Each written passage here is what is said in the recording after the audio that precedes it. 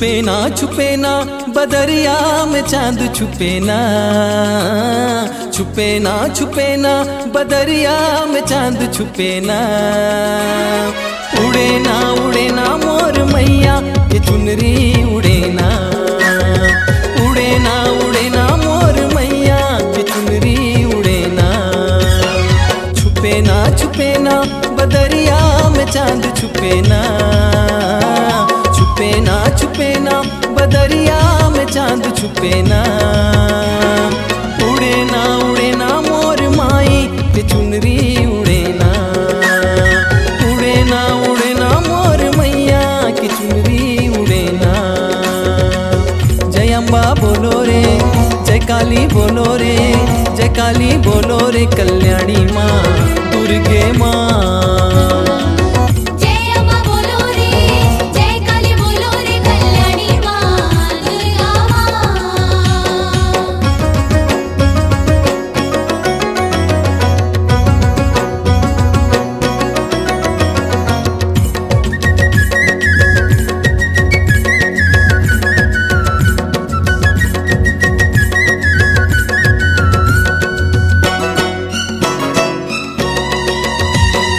जगह जगह माता विराजे कई रूप धर के, चंडी कहीं शीतला कहीं समलाई बनके। जगह जगह माता विराजे कई रूप धर के, चंडी कहीं शीतला कहीं समलाई बनके। नर नारी मन आवत जावत करे तोरे पूजा, सब लतया शीस देव नहीं है कोनो दूजा। छाए ना नवरात्रि महीना छाए ना नवरात्रि महीना छाए ना। भाई ना माई तोरे रूपे हा भाई ना माई तोरे रूपे हा भाई ना। जय अम्बा बोलो रे, जय काली बोलो रे, जय काली बोलो रे कल्याणी माँ दुर्गा माँ।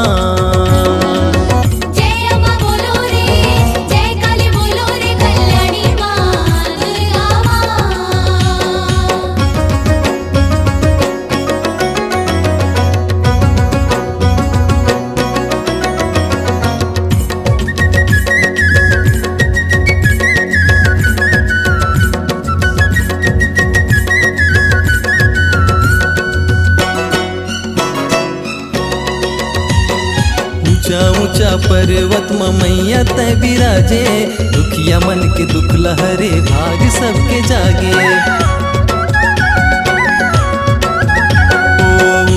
ऊंचा पर्वत मैया तय विराजे, दुखिया मन के दुख लहरे भाग सबके जागे।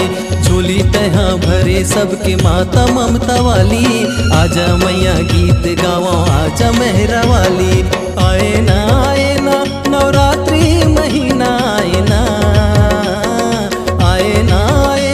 नवरात्रि महीना आए ना। गाए ना सब माई के जसला गाए ना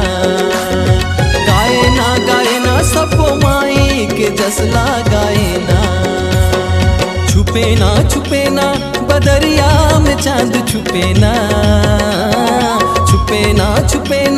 बदरिया में चांद छुपे ना। उड़े ना मोर मैया के चुनरी उड़े ना मोर मैया के चुनरी उड़े ना। जय अम्बा बोलो रे, जय काली बोलो रे, जय काली बोलो रे कल्याणी माँ दुर्गे माँ।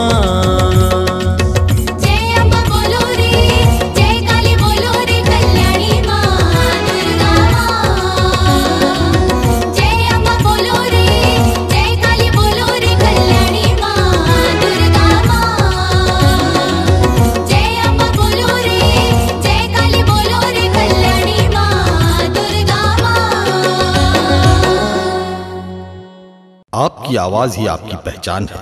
यदि आप अपनी आवाज को एक नया आयाम देना चाहते हैं तो चले आइए मल्टी ट्रैक डिजिटल रिकॉर्डिंग के लिए AVM audio video studio Khamtarai Raipur. Mobile number 9301 7523 और 7869646201।